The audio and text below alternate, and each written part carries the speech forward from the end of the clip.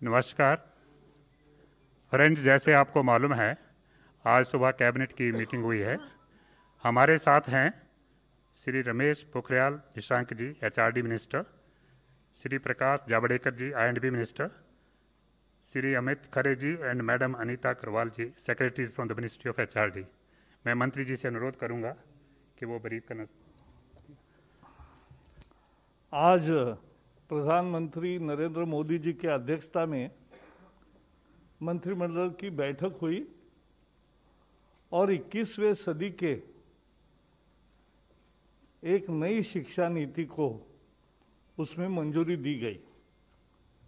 यह बेहद महत्वपूर्ण है क्योंकि 34 साल से शिक्षा नीति में परिवर्तन नहीं हुआ था और इसलिए आज का ये जो परिवर्तन है और जो नई शिक्षा नीति है, मुझे विश्वास है कि पूरा समाज और सभी देशवासी इसका स्वागत करेंगे और दुनिया के शिक्षाविद भी इसको निश्चित रूप से सराहना करेंगे।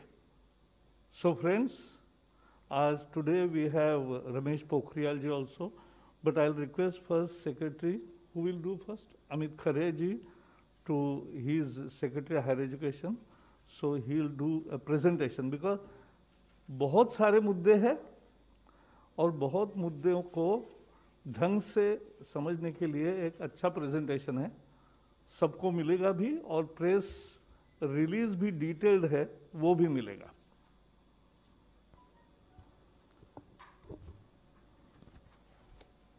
माननीय मंत्री श्री प्रकाश जावड़ेकर जी, माननीय मंत्री श्री रमेश पोखरियाल निशंक जी, मेरे सहकर्मी सचिव स्कूल शिक्षा एवं साक्षरता अनीता करवल जी, प्रेस एवं मीडिया के सभी बंधुओं, जैसा माननीय मंत्री जी ने बताया, आज ऐतिहासिक दिन है।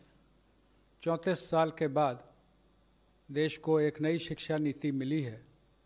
मैं संक्षिप्त प्रस्तुतिकरण के माध्यम से पुरानी शिक्षा नीति के मुकाबले हम नई शिक्षा नीति में कहाँ हैं, जो बड़े परिवर्तन हैं वो क्या हो रहे हैं उच्च शिक्षा, स्कूल शिक्षा में, और इसका क्या आउटकम रहेगा, कितने छात्र छात्राएं लाभान्वित होंगे, किस प्रकार से नए संस्थान खुलेंगे, इस पर एक प्रेजेंटेशन है। सर ज़्यादा लंबा नहीं है, it is 11 slides. I'll just give you the background that starting with the University Education Commission way back in 1948, there was Secondary Education Commission followed by Kothari Commission. And Kothari Commission was the one which led to the formulation of the National Policy on Education in 1968. Now from 68 to 86, the same policy continued. 86, there was the new policy, the NPE, National Policy on Education 86. उसका संशोधन बहुत सीमित रूप से 1992 में 1992 it was amended, but actually it is the 86 policy which had been continuing till date, that is for last 34 years. सरकार ने 2 समितियां बनाई, एक TSR सुब्रमण्यम की समिति जिसने मई 2016 में अपना प्रतिवेदन दिया था, और उसके बाद डॉक्टर के कस्तूरीरंगन जो प्रसिद्ध वैज्ञानिक हैं, इसरो में रह चुके हैं, चेयरमैन थे स्पेस कमीशन के, विभिन्न इंस्टीट्यूट्स के वो चांसलर हैं, बोर्ड ऑफ गवर्नर्स के डायरेक्टर हैं, शिक्षा से उनका जुड़ाव है, और शिक्षक और अन्य स्कूल शिक्षा, उच्च शिक्षा दोनों से जुड़े हुए जो बड़े वैज्ञानिक हैं या एकेडमिक हैं, उनकी कमेटी बनाएगी। कमेटी के डिटेल अंतिम स्लाइड में मैं दूंगा, कुछ जानकारी भी उसके बारे में आपको उपलब्ध कराऊंगा। नेक्स्ट। एक महत्वपूर्ण बात यह है कि सरकार के जो निर्देश हैं उसके आलोक में एक व्यापक कंसल्टेशन किया गया. It has been widely consulted. And just to give you an idea, through MyGov platform, we approached all the 2.5 lakh Gram Panchayats for their suggestions. Then when the draft committee report of Dr. Kasturi Rangan's draft National Education Policy was presented, we got it translated into 22 languages. Again, there were widespread consultations. There was education dialogue with honorable members of parliament. There was a special meeting of Central Advisory Board of Education on 21st of September last year. There was also a special meeting, Parliamentary Standing Committee on Human Resources had taken a special meeting on 7th of November. So there has been wide consultation not only with the governments, state governments, with central ministries, state governments, with the academia, but also the involvement of the common people. लोगों से राय ली गई कि आप अपनी शिक्षा नीति में क्या देखना चाहते हैं, और इस के आधार पे जो शिक्षा नीति और उसके बड़े रिफॉर्म्स हैं, उसमें उच्च शिक्षा में हम 2035 तक 50% GER ग्रॉस एनरोलमेंट रेशियो तक पहुंचेंगे, और उसके लिए होलिस्टिक एजुकेशन की नई व्यवस्था लाई जा रही है, जिसका सबसे बड़ा अंग है मल्टीपल एंट्री एंड एग्जिट. आज की व्यवस्था में यदि 4 साल इंजीनियरिंग पढ़ने के बाद या 6 सेमेस्टर पढ़ने के बाद किसी कारणवश मैं आगे नहीं पढ़ सकता हूँ, तो मेरे पास कोई उपाय नहीं है, मैं आउट ऑफ द सिस्टम हो जाता हूँ. Multiple entry and exit system में ये रहेगा कि 1 साल के बाद सर्टिफिकेट, 2 साल के बाद डिप्लोमा, 3 या 4 साल के बाद डिग्री, यानी और multiple entry through academic bank of credit. जो नीचे बुलेट है कि मेरे जो क्रेडिट फर्स्ट ईयर के हैं, सेकेंड ईयर के हैं, जैसे बैंक के सेविंग अकाउंट होते हैं, वैसे ही एकेडमिक क्रेडिट में डिजी लॉकर के माध्यम से हमारे वहाँ पर क्रेडिट रहेंगे. So that in the third year if I want to take a sabbatical for a year, or I want to take a break for any reason, family condition or otherwise for some time, and I return after a fixed period, within a fixed period of which will be prescribed by the new Higher Education Commission. If I come back to the education system, I will not be asked to repeat the first and second year. My credits are already there in the academic credit bank. I will utilize those credits for my further education. इसमें ये भी व्यवस्था रहेगी multiple entry और exit में कि जो लोग 4 साल का डिग्री प्रोग्राम करेंगे, जो आगे रिसर्च में जाना चाहते हैं उनके लिए अलग व्यवस्था 4 साल डिग्री प्रोग्राम, जो नौकरी में जाना चाहते हैं जैसे हम लोग यहाँ पर हैं, तो हम लोग 3 साल के डिग्री प्रोग्राम यथावत पूर्व की भांति रहेंगे, लेकिन 4 year degree programme with 1 year MA and direct no MPhil, they can go to PhD. एक और व्यवस्था जो इसमें की गई है वो ये है कि ये सारे प्रोग्राम जो होंगे ये मल्टी डिसिप्लिनरी होंगे. आज की जो व्यवस्था है, जब मैंने शिक्षा ग्रहण की थी महोदय, कि फिज़िक्स ऑनर्स के साथ केमिस्ट्री, मैथमेटिक्स या जूलॉजी, बॉटनी लिया जा सकता है, उसके साथ फैशन डिज़ाइनिंग नहीं ली जा सकती थी. मल्टीपल डिसिप्लिनरी एजुकेशन की जो हम लोग बात कर रहे हैं, उसमें मेजर और माइनर की व्यवस्था होगी. जो मेजर प्रोग्राम जो डिसिप्लिन का है, उसके अलावा माइनर प्रोग्राम भी लिए जा सकते हैं. इसका फ़ायदा ये होगा, 2 फायदे इस पूरे सिस्टम के, कि आर्थिक या अन्य कारण से जो लोग ड्रॉप आउट हो जाते हैं वो वापस सिस्टम में आ सकते हैं बिना अपना समय गंवाए हुए.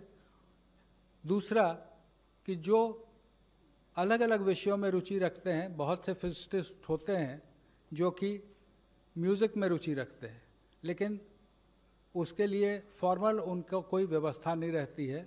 नई व्यवस्था में मेजर और माइनर्स के माध्यम से ये व्यवस्था रहेगी कि व्यक्ति मल्टी डिसिप्लिनरी वेल राउंडेड अपने इंटरेस्ट के हिसाब से इंजीनियरिंग और म्यूज़िक अगर सीखना चाहता है, अगर वहाँ संस्थानों को मल्टी डिसिप्लिनरी बनाया जाएगा, यूनिवर्सिटीज़ को मल्टी डिसिप्लिनरी बनाया जाएगा, वहाँ वो शिक्षा ले सकता है. Next please.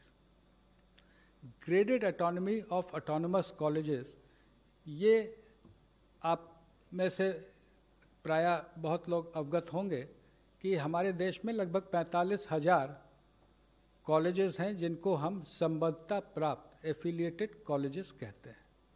किसी किसी विश्वविद्यालय में तो इनकी संख्या 800 तक पहुंच गई, जिसके कारण न केवल गुणवत्ता में गिरावट आती है बल्कि विश्वविद्यालय परीक्षा केंद्र ही बने रहते हैं, लगातार वहाँ परीक्षा चलती रहती है। ग्रेडेड ऑटोनॉमी की व्यवस्था ये होगी कि उनके एक्रेडिटेशन स्टेटस के आधार पर A+, A, B, उनको अलग अलग एडमिनिस्ट्रेटिव और एकेडमिक ऑटोनॉमी और फाइनेंशियल ऑटोनॉमी कॉलेजेस को दी जाएगी। जो A+ हैं वो ज़्यादा ऑटोनॉमी पाएंगे, A वाले उससे कम, और B ग्रेड में जो रहेंगे उनको कहा जाएगा कि आप अपने आप में सुधार लाएं, तब आपको आगे इसमें व्यवस्था की जाएगी। नेशनल मिशन ऑन मेंटरिंग, जिसमें जो हमारी फैकल्टी है उसके उन्नयन और जो हमारे छात्र हैं उनको अच्छे मेंटर मिले, उनके एलुमनाई से, उनके टीचर से, इसकी व्यवस्था रहेगी। आज के दिन में as of today we have UGC, AICTE and National Council for Teacher Education. There will be single regulator for higher education. एक रेगुलेटर रहेगा जो कि सारे एजुकेशन, हायर एजुकेशन को एक ही रेगुलेटर देखेगा। उसमें अलग अलग एक्रेडिटेशन के लिए, अप्रूवल्स के लिए, फाइनेंसिंग के लिए अलग अलग वर्टिकल रहेंगे, लेकिन एक रेगुलेटर रहेगा।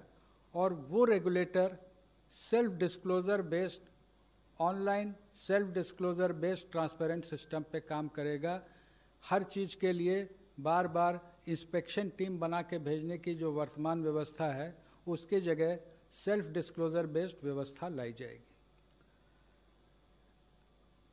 As on date, we have different norms for deemed universities, for the central universities, for different individual standalone institutions. The new policy says that for reasons of quality, norms will be same and not as per the ownership. चाहे वो deemed university हो या केंद्रीय विश्वविद्यालय हो या राज्य विश्वविद्यालय हो, शिक्षा के जो स्टैंडर्ड्स होंगे वो सबके लिए कॉमन होंगे। फ़ी फिक्सेशन पर भी समिति ने जो रिकमेंडेशन की थी उसका विस्तृत उल्लेख पॉलिसी में किया गया है। ब्रॉड रेगुलेटरी फ्रेमवर्क के अधीन फ़ी पर कैप रखा जाएगा। पब्लिक और प्राइवेट दोनों और फिलैंथ्रोपिक पार्टनरशिप भी रहेंगी, लेकिन जैसे मैंने कहा फ़ी फिक्सेशन पर के लिए भी इस पॉलिसी में व्यवस्था की गई है। और जो शुरू से हमारा लक्ष्य रखा है कि जीडीपी का 6% शिक्षा के क्षेत्र में व्यय होना चाहिए। अभी as on date it is around 4.43%, including the state government, centre and the state government. That we will work together, that is the central government, state governments will work together to achieve 6%. National research foundation, USA में national science foundation के बारे में आप में से बहुत लोगों ने सुना होगा, उसके बारे में पढ़ा होगा कि वहाँ के रिसर्च प्रोजेक्ट्स जो होते हैं वो फाउंडेशन एनएसएफ के माध्यम से स्पॉन्सर होते हैं। हमने उसको थोड़ा सा सरकार ने विस्तृत करके नेशनल रिसर्च फाउंडेशन, इसमें न केवल साइंस बल्कि सोशल साइंस भी शामिल होगा। और ये नेशनल रिसर्च फाउंडेशन जो बड़े प्रोजेक्ट हैं उनकी फाइनेंसिंग करेगा। और इससे हम समझते हैं कि शिक्षा के साथ रिसर्च में जो हमको आगे आना है, जो रिसर्च, इनोवेशन, पेटेंटिंग, इसमें हम आगे बढ़ सकेंगे। शिक्षा के अंतर्राष्ट्रीयकरण के बारे में पॉलिसी ने विस्तार से चैप्टर 12 में उल्लेख किया है।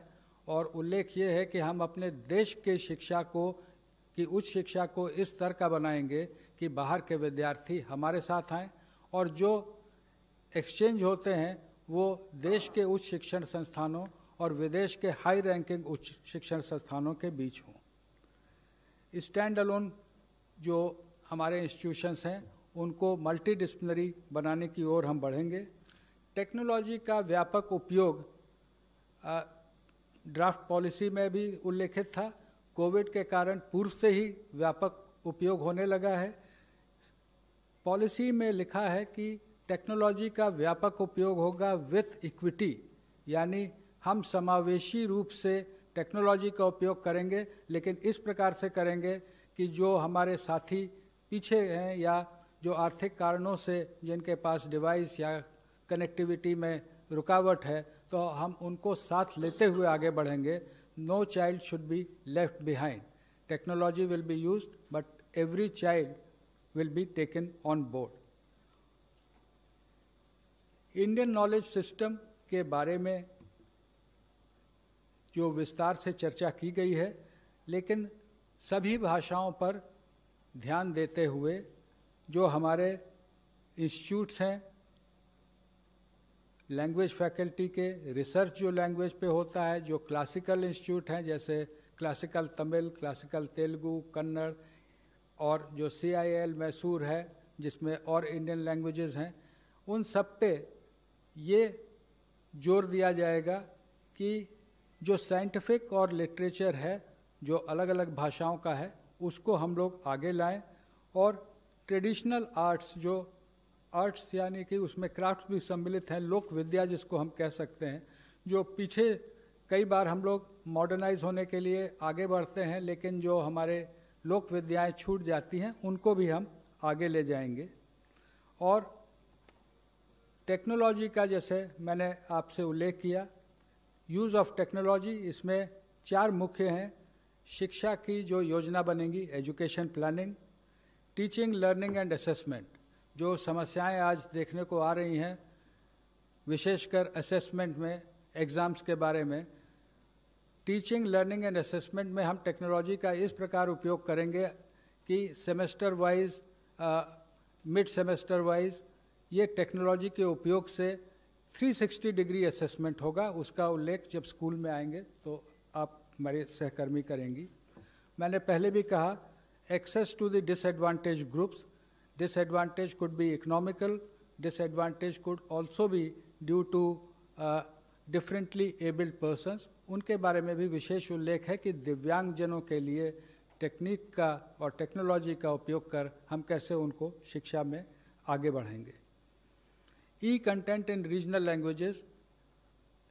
कई बार हमारा विशेषकर जो साइंटिफिक इंस्टीट्यूशंस में फोकस पूरी तरह से इंग्लिश पे हो जाता है या कहीं कहीं पे हिंदी पे रहता है, लेकिन जो ई कोर्सेज रहेंगे वो कम से कम 8 भाषाओं में, ये मंत्री जी ने बीच में ही निर्णय लिया है कि देश की जो प्रमुख 8 भाषाएं हैं, तमिल, तेलुगु, कन्नड़, मलयालम, इधर गुजराती, मराठी और ओडिया, बंगाली, तो इनमें हम ई कोर्सेज डेवलप करेंगे. केवल इंग्लिश हिंदी में नहीं बल्कि रीजनल लैंग्वेजेस में भी ई कोर्स रहेंगे. वर्चुअल लैब्स पर कार्य IIT मद्रास ने शुरू कर दिया है. बहुत से कॉलेजेस में लैब्स नहीं रहते हैं या स्कूल में लैब की वैसी व्यवस्था नहीं रहती है. आजकल सिमुलेटर टाइप के लैब नई टेक्नोलॉजी में आ गए हैं. उनको ला करके लैब का actual field hand on experience हम वर्चुअल लैब से कराएंगे. इसके लिए एक नेशनल टेक्नोलॉजी फोरम, कोई अलग से ये ब्यूरोक्रेसी बढ़ाने का नहीं है, लेकिन private sector, government sector, educationist, technologist, इन सबको एक जगह लाने की ये व्यवस्था होगी. मैं इसके साथ ही अनुरोध करूंगा, स्कूल एजुकेशन के प्रमुख जो रिफॉर्म्स हैं उस पर सचिव स्कूल शिक्षा बताएंगे. माननीय मंत्री जी श्री जावड़ेकर जी, माननीय मंत्री श्री निशंक जी, सचिव उच्च शिक्षा श्री खरे जी, PIB से कुलदीप जी और प्रेस के मित्रों, जैसा कि सर ने कहा मैं यहीं से शुरू करती हूँ. ये जो पूरी जो हमारी पॉलिसी आज आई है बाहर, उसमें 27 मेजर हेडिंग्स हैं. सर टेक्नोलॉजी से 27 जो मेजर हेडिंग्स हैं उसमें 10 हेडिंग्स सिर्फ स्कूली शिक्षा के लिए हैं, 10 हेडिंग्स सिर्फ उच्च शिक्षा के लिए हैं, लेकिन 7 हेडिंग्स ऐसे हैं जो कॉमन हैं. और वो जो कॉमन है उसमें ये टेक्नोलॉजी और ऑनलाइन एजुकेशन भी है.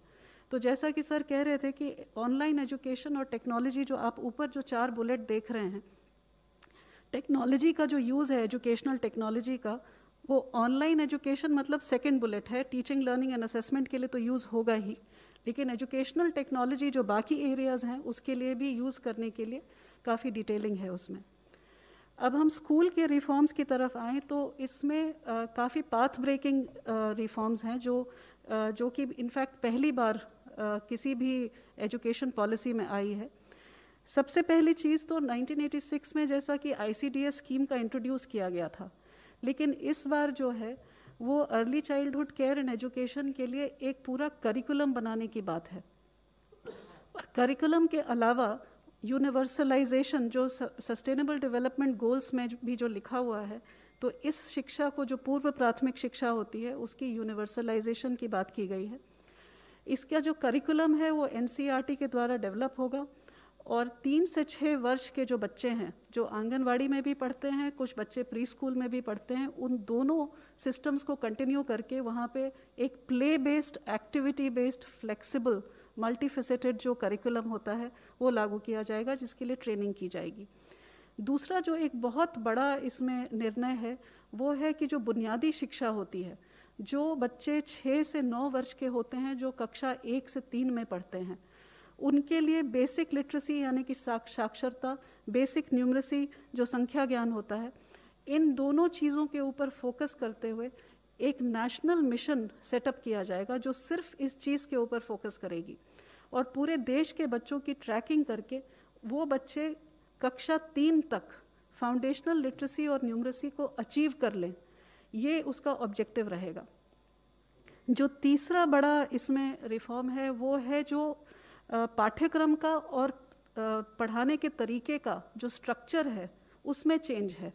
आप सब जानते हैं कि अभी 10+2 स्ट्रक्चर है, जिसमें जो पहले 10 वर्ष हैं उनका एक तरह से फेज वाइज करिकुलम होता है, फिर सडनली जब आप सेकेंडरी में जाते हैं, +2 में जाते हैं, तो सब्जेक्ट जो है स्पेशलाइजेशन होने लगती है।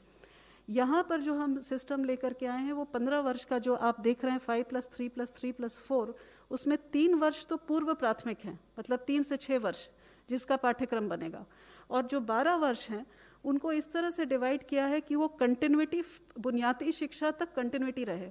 मतलब 3 से 6 वर्ष का बच्चा जो है 8 वर्ष तक एक ही पाठ्यक्रम, एक ही तरीके से पढ़ाई करे, play method, discovery method, activity based, experiential learning, ताकि वो फाउंडेशनल लिटरेसी और न्यूमरेसी अचीव कर सके।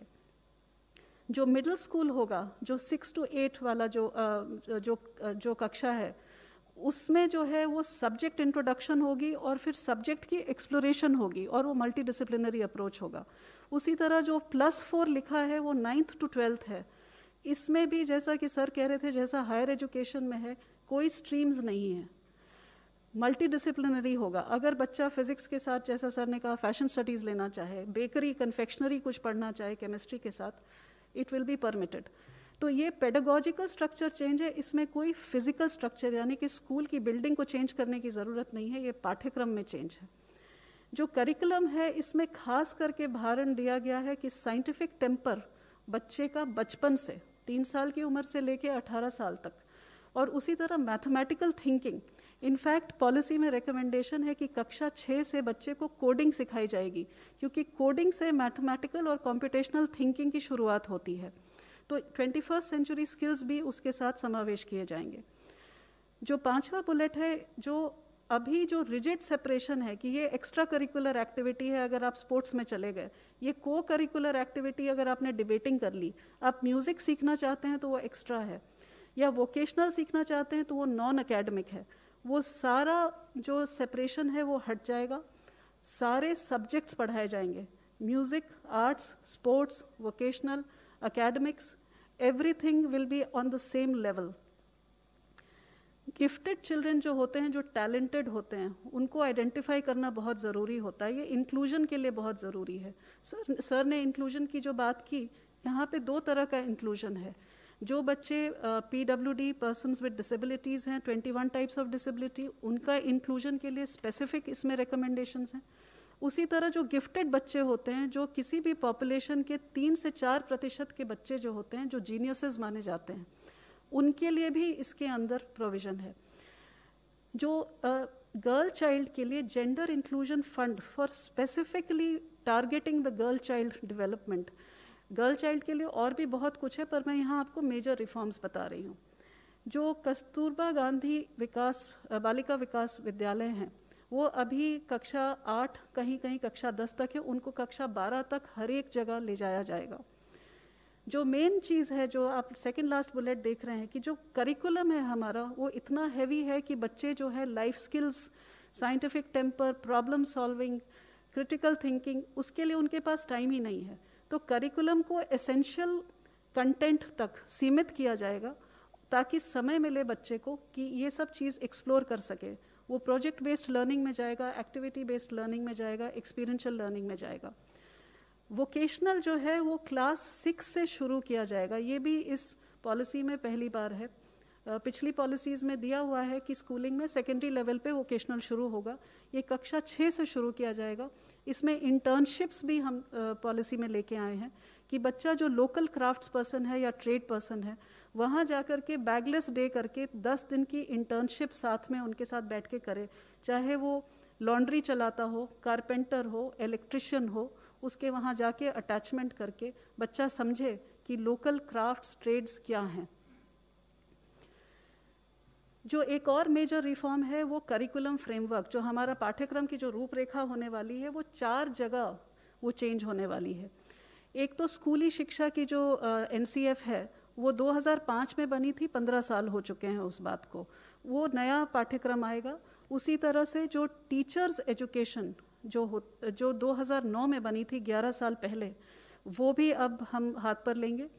जो अर्ली चाइल्डहुड एजुकेशन की मैंने आपसे जो बात करी कि वो भी जो है अब की बार पहली बार इस तरह से बनेगा कि 0 से 3 वर्ष का सब फ्रेमवर्क बनेगा, जिसमें पेरेंट्स को बताया जाएगा कि आप घर पे क्या कर सकते हैं। और 3 से 6 वर्ष का आंगनवाड़ी के अंदर या प्री स्कूल में अगर बच्चा है तो उसके लिए बताया जाएगा। बोर्ड एग्ज़ाम, इसके ऊपर काफ़ी विस्तृत में पॉलिसी में लिखा हुआ है। बोर्ड एग्ज़ाम जो है उसका महत्व जो है उसको कम करने के लिए बहुत सारे तरीके बताए गए हैं। फर्स्ट ऑफ ऑल ये कहा गया है कि मॉड्यूलर एग्ज़ाम्स हो सकते हैं, साल में 1 बार होना ज़रूरी नहीं है, 2 बार हो सकते हैं। बोर्ड एग्ज़ाम्स के लिए हर सब्जेक्ट को, मैथमेटिक्स से शुरू करते हुए हर सब्जेक्ट को 2 लेवल पे ऑफ़र किया जा सकता है। और तीसरा ये भी कहा गया है कि बोर्ड एग्ज़ाम को 2 भाग में बांटा जाए, ऑब्जेक्टिव एंड डिस्क्रिप्टिव। इस तरह से काफ़ी सारे इसके अंदर पॉलिसी में चीज़ें लाई गई हैं बोर्ड एग्ज़ाम्स के लिए। और ये भी कहा गया है कि बोर्ड एग्ज़ाम सिर्फ नॉलेज के एप्लीकेशन को टेस्ट करे, रोट लर्निंग को नहीं, जो आप रट करके जाते हैं उसको नहीं, लेकिन वहाँ जा कर के जो रोज़मर्रा की ज़िंदगी में आपके नॉलेज को अप्लाई करने की बात है उसको टेस्ट किया जाए। जो शिक्षा का माध्यम है उसमें ये लिखा है कि जहाँ तक पॉसिबिलिटी हो वहाँ तक 5वीं कक्षा तक मातृभाषा या नहीं तो क्षेत्रीय भाषा हो या घर की जो भाषा बोली जाती है उसमें पढ़ाया जाए, और हो सके तो 8वीं तक पढ़ाया जाए और उसके आगे भी पढ़ाया जाए जहाँ पॉसिबल हो। एक बड़ी इंटरेस्टिंग चीज़ इसमें लेके आए हैं कि जो बच्चे का जो आप रिपोर्ट कार्ड होता है, आप सबके बच्चों का रिपोर्ट कार्ड आता होगा, वो 2 पेज का होता है। एक साइड सब्जेक्ट लिखे होते हैं और उसमें कुछ मार्क्स और लाल रंग की लाइन वाइन कहीं डाल दी जाती है, और दूसरी साइड लिखा जाता है कि बच्चा क्लास में बात नहीं करता, बस इतने सा रिपोर्ट कार्ड होता है। ये एक होलिस्टिक रिपोर्ट कार्ड की बात हो रही है। इसमें 3 तरह के मूल्यांकन होंगे। एक तो खुद बच्चा अपना मूल्यांकन करेगा, दूसरा सहपाठी जो उसके हैं वो उसका मूल्यांकन करेंगे, और तीसरा उसके शिक्षक उसका मूल्यांकन करेंगे। और ये जो रिपोर्ट कार्ड है इसमें हर साल इस बच्चे को कौन सी लाइफ स्किल इस बच्चे में समावेश होनी चाहिए वो लिखा होगा, पेरेंट्स के साथ चर्चा होगी, और वो हर लाइफ स्किल के ऊपर चर्चा करता हुआ रिपोर्ट कार्ड बनेगा, जो हम लोग आर्टिफिशियल इंटेलिजेंस पे बेस करके जब बच्चा 12वीं कक्षा में निकलेगा तो उसके पास अपने पिछले 15 साल का पूरा एक, जिसको कहते हैं कच्चा चिट्ठा होगा, जिसमें लिखा होगा कि वो कौन कौन सी स्किल्स उसने इम्बाइब करी हैं। हर एक बच्चे का, चूंकि हम बुनियादी शिक्षा के ऊपर बहुत जोर देने वाले हैं, तो ऐसे हर एक बच्चे का लर्निंग आउटकम्स हमको ट्रैक करना पड़ेगा कि उस बच्चे ने बुनियादी शिक्षा, लिटरेसी और न्यूमरेसी उसको अचीव की है या नहीं। तो वो उसकी बात की गई है।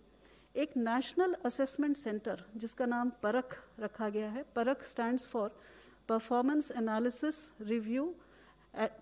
Assessment review and analysis of knowledge for holistic development. बच्चे को परखने के लिए क्या करना चाहिए, ये जो सेंटर है, जो हमारे देश में करीब अभी 60 रिकग्नाइज्ड स्कूल बोर्ड्स हैं, उनके लिए स्टैंडर्ड्स, नॉर्म्स, गाइडेंस, ये पहली बार हो रहा है, ये किसी शिक्षा नीति में पहले कभी नहीं आया है। ये गाइडलाइंस देंगे ताकि जो हर एक स्कूल बोर्ड है, एक बेंचमार्क जो सेट किया जा रहा है वहाँ तक पहुँच सके। एनटीए जो है नेशनल टेस्टिंग एजेंसी, वो हर एक यूनिवर्सिटी और कॉलेज को ऑफर करेगी एक एंट्रेंस एग्जामिनेशन, ताकि जो बच्चे हैं एक कॉमन एग्जामिनेशन से कॉलेज और यूनिवर्सिटी में एडमिशन ले सकें। ये मैंडेटरी नहीं है, ये ऑफर होगा एनटीए की तरफ से। टीचर्स के लिए एक नेशनल प्रोफेशनल स्टैंडर्ड तैयार किया जाएगा, जिससे टीचर की रोल एक्सपेक्टेशन क्या है और टीचर को किस बेंचमार्क पे पहुंचना है उसके बारे में एक स्टैंडर्ड तैयार किया जाएगा। ये एनसीईआरटी और एनसीटीई मिलकर तैयार करेंगे और ये पूरे देश में लागू होगा। बुक्स की प्रमोशन के लिए बुक ये पढ़ना कितना ज़रूरी है, इसके ऊपर हम लोग बहुत ज़ोर दे रहे हैं, क्योंकि बच्चा अगर पढ़ नहीं पाता है तीसरी कक्षा तक तो वो आगे उसका पढ़ाई जो है उसकी बहुत सीमित हो जाती है। तो books, reading and promotion policy, उसी तरह डिजिटल लाइब्रेरीज़ के ऊपर ज़ोर रहेगा। सर ने जैसा बताया, स्कूल्स में भी एक ट्रांसपेरेंट ऑनलाइन सिस्टम होगा सेल्फ डिस्क्लोजर का स्कूलों का, for public oversight and accountability. अब इसके आउटकम्स क्या होंगे? पहली चीज़ तो मैंने जैसे कि कहा कि पूर्व प्राथमिक शिक्षा से लेकर के सेकेंडरी स्कूलिंग का यूनिवर्सलाइजेशन 2030 तक करने की बात है, क्योंकि सस्टेनेबल डेवलपमेंट गोल से ये पॉलिसी अलाइंड है। दूसरी चीज़ की जो बुनियादी शिक्षा है, हर बच्चा जो कक्षा 3 में पहुंचेगा उसकी बुनियादी शिक्षा अचीवमेंट हो, वो 2025 मतलब 6 साल के अंदर करने की बात है। 100% GER सेकेंडरी लेवल की 2030 तक। जो हमारे बच्चे आउट ऑफ स्कूल हैं वो हर एक बच्चे को हमें वापस लाना है। जो टीचर्स हैं उनको जो अब नए तरीके से असेसमेंट होने वाला है, मूल्यांकन का तरीका बदलने वाला है, उसके लिए उनकी तैयारी 2023 तक करके उसको हमें लागू कर देना है। जो इंक्लूजन के लिए सर ने ऑलरेडी बात कर ली है कि हमको सारे बच्चों को, हर तरह के बच्चों को, किसी भी बैकग्राउंड से हो, किसी कम्युनिटी से हो, किसी कास्ट से हो, किसी रिमोट एरिया से हो, हर तरीके के बच्चों को समावेश करने के लिए स्पेशल पॉलिसी एस्पेक्ट्स हैं, वो 2030 तक सब पूरे किए जाएंगे। बोर्ड एग्ज़ाम्स का मैंने आपको बता ही दिया है। हर बच्चे का इसमें ये लिखा है कि जब वो स्कूल से निकलेगा तो एक स्किल, एक वोकेशनल स्किल उसको वो हासिल करके निकलेगा। ये भी इसमें पॉलिसी में लिखा है। और जो कॉमन जो स्टैंडर्ड्स बन रहे हैं जो सेल्फ डिस्क्लोजर के, वो पब्लिक स्कूल्स और प्राइवेट स्कूल्स के लिए कॉमन रहेंगे, दोनों को एक ही स्टैंडर्ड में पहुंचने का है। तो ये स्कूल का इतना ही था। अभी सर आपको इसके बारे में बताएंगे। धन्यवाद अनीता जी। We have presented before you in a span of say half an hour the major highlights of the policy. We would again state that it is aimed at bringing transformational change, not incremental change, but transformational change in both higher education sector and the school education. The new system in school will be 5+3+3+4 in place of 10+2. In higher education, there will be multiple entry and exit system, introduction of 4-year courses, common regulatory system by a common regulator, single regulator, National Research Foundation, these are the important highlights of the new policy. प्रारंभ में ही मैंने निवेदन किया था कि doctor कस्तूरी रंगन की अध्यक्षता में समिति बनी थी। इस अवसर पर मंत्रालय, सर आपकी अनुमति से मंत्रालय की ओर से उनका और सभी मेंबर्स का मैं आभार व्यक्त करना चाहूँगा और एक जानकारी अपने मीडिया बंधुओं को देना चाहूँगा कि डॉक्टर कस्तूरी रंगन से मेरी बात हुई है और उन्होंने कहा है कि अगर मीडिया के कोई बंधु उनसे, इसीलिए उनके कॉन्टैक्ट डिटेल दिए गए हैं। If any one of you wish to contact him, he will be available. He is in Bangalore. He will be available for any queries. Thank you, sir. सभी को धन्यवाद। और नेक्स्ट सर, जैसे multilingualism मैंने कहा जी, सभी भाषाओं में आप सभी को धन्यवाद। सबको धन्यवाद। आप पोखरियाल जी, आप समापन करेंगे।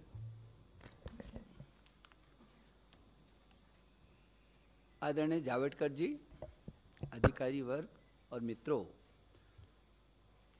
आज हिंदुस्तान के इतिहास में एक ऐसा अवसर आया है जब इस देश के यशस्वी प्रधानमंत्री नरेंद्र मोदी जी के अध्यक्षता में इस देश की ऐसी शिक्षा नीति जो 1986 के बाद जो स्कूली शिक्षा और उच्च शिक्षा में उसकी परिवर्तनकारी सुधारों के लिए एक महत्वपूर्ण रास्ता प्रशस्त करेगा। और जो हमारे देश के प्रधानमंत्री ने एक नए भारत के निर्माण की बात की है, जो स्वच्छ भारत होगा, स्वस्थ भारत होगा, सशक्त भारत होगा, समृद्ध भारत होगा, श्रेष्ठ भारत होगा, एक भारत होगा, उस नए भारत के निर्माण में ये नई शिक्षा नीति 2020 मील का पत्थर साबित होगी। जैसे कि हमारे सचिव स्कूली शिक्षा और सचिव उच्च शिक्षा ने विस्तार पूर्वक सभी बातों को सूत्र रूप में रखा है, और हमारे बड़े भाई आदरणीय जावड़ेकर जी जो इस मंत्रालय में और इस शिक्षा नीति से तब से लेकर लगातार जुड़े रहे हैं, जिनके समय में, जिनके मार्गदर्शन में ये काफ़ी आगे बढ़ी। और मैं ये समझता हूँ कि पूरी दुनिया में शायद इससे बड़ा परामर्श, विचार विमर्श कभी नहीं हुआ होगा। इतना बड़ा नवाचार ये दुनिया के लिए एक उदाहरण है, जब किसी नीति पर देश के कोने कोने से, अभिभावकों से, छात्रों से, अध्यापकों से, विशेषज्ञों से, शिक्षाविदों से, राजनीतिज्ञों से, जनप्रतिनिधियों से और यहाँ तक कि 1,25,000 ग्राम समितियों से विचार विमर्श किया गया हो, जहाँ सभी सरकारों के साथ भी परामर्श किया गया हो, शिक्षा मंत्रियों से, देश के शिक्षा मंत्रियों से समय समय पर लगातार विचार विमर्श किया गया हो, देश के सभी राज्यों के शिक्षा विभागों के साथ परामर्श किया गया हो, जनप्रतिनिधियों के साथ लगातार बात की गई हो, और राज्यसभा और लोकसभा के सांसदों के साथ प्रदेश वाइज लगातार सुबह से शाम तक इन नीतियों पर, इनके एक एक विषय पर परामर्श और चर्चा की गई हो। संभवतः देश के इतिहास में ये पहली बार ऐसा हो रहा होगा। और इन लंबे रास्तों से होकर के, गुजर करके, क्योंकि ये देश की शिक्षा नीति बन रही है, शिक्षा किसी भी व्यक्ति, परिवार, समाज और राष्ट्र की आधारशिला होती है, और इसलिए व्यापक परामर्श और सब लोगों की चर्चाओं के बाद, और जब हमने इसको पब्लिक डोमेन में डाला था उसके बाद भी 2,25,000 के करीब सुझाव आए। उन सुझावों में भी हमने उच्च शिक्षा और स्कूली शिक्षा 2 अलग सचिवालय बनाए, 15-15, 20-20 टीमें विशेषज्ञों की बनाई, व्यापक उनका विश्लेषण किया, और उस सब के बाद इसको एक शिक्षा नीति के इस निचोड़ पर ला करके आज माननीय प्रधानमंत्री जी की अध्यक्षता में हुई जो कैबिनेट है उसने इस पर अपनी अंतिम सहमति दी है। मैं मानव संसाधन विकास मंत्रालय, जो अब शिक्षा मंत्रालय के नाम से जाना जाएगा, उस मंत्रालय की ओर से मैं अपने देश के यशस्वी प्रधानमंत्री जी का आभार प्रकट करना चाहता हूँ, पूरी कैबिनेट का आभार प्रकट करना चाहता हूँ, और मैं देश के लगभग 1,000 से भी अधिक विश्वविद्यालय, 45,000 से भी अधिक डिग्री कॉलेज, 15 लाख से भी अधिक स्कूल, 1,09,00,000 से भी अधिक अध्यापक, और कुल अमेरिका की जितनी आबादी नहीं है उससे भी अधिक 33 करोड़ से भी अधिक छात्र और छात्राओं को आज के इस ऐतिहासिक दिन पर बधाई देना चाहता हूँ, शुभकामना देना चाहता हूँ। मुझे भरोसा है कि जो ये हमारी शिक्षा नीति है, ज्ञान, विज्ञान, अनुसंधान, नवाचार, प्रौद्योगिकी से युक्त, संस्कार क्षम, मूल्य परक, हर क्षेत्र में हर परिस्थिति का मुकाबला करने वाली, पूरी दुनिया के लिए भारत में ज्ञान की महाशक्ति के रूप में उभर करके आएगी। जब पूरी दुनिया का सबसे बड़ा गंतव्य, शिक्षा का गंतव्य हिंदुस्तान होगा। मैं एक बार फिर आप सबको भी शुभकामना देना चाहता हूं। और आज तो ये नीति में मुख्य क्या क्या बिंदु हैं, इन बिंदुओं की चर्चा की, लेकिन कभी भी आपको चर्चा करनी हो तो मैं समझता हूं कि उसके लिए हमेशा चर्चा के लिए समय है। और इस पे इतनी व्यापक चर्चा हुई है, लेकिन इस नीति को नीचे तक ले जाने के लिए आपकी भी सहयोग की हमको ज़रूरत पड़ेगी। एक बार प्रकाश भाई को भी मैं बहुत धन्यवाद देना चाहता हूँ। बहुत बहुत धन्यवाद। आज today this is a historic decision which has been explained by both the secretaries and the minister concerned, and I think we are giving along with it a detailed note in which all the features of new education policy are mentioned. And therefore today I have a request, क्योंकि अगर सवाल पूछने को एक बार शुरू करेंगे तो हर एक को सवाल है, क्योंकि शिक्षा हर घर का विषय है, आपका भी है, और इसलिए हम एक भी प्रश्न अनुत्तरित नहीं रखना चाहते। लेकिन वो आज सब न करते हुए कल से, हाँ, यानी बाद में मंत्री जी मिलेंगे, और क्योंकि आपको भी डाइजेस्ट करना है। और देखो, आज अगर आप सारा रिपोर्ट, सारा प्रेजेंटेशन और सभी प्रेस रिलीज सब दोगे तो पेपर में दूसरा और प्रश्नोत्तर, तो दूसरा कुछ छापने को जगह नहीं रहेगी। तो ऐसा मत करो। और इसलिए so we'll take questions afterwards, not today. That's a special request. Thank you. Thank you very much, sir. Thank you, sir. I will. Friends. We are meeting.